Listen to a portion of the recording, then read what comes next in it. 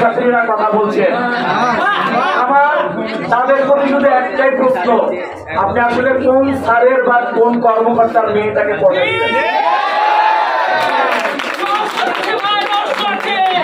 আপনারা বা আসলে শুনেন, অনেক কিছু করা যেতে পারে, যেমন অনেক স্বার্থই থাকতে পারে। প্রথম স্বার্থ, কোন স্যারের মেয়ে। দ্বিতীয় স্বার্থ ক্লাস টপার হওয়া, ওটা না। দ্বিতীয় স্বার্থ হচ্ছে instant paid post.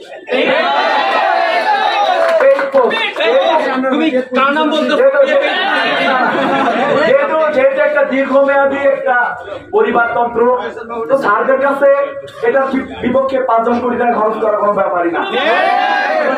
Sir paid post করেন, এটা আওয়ামী লীগও করছে।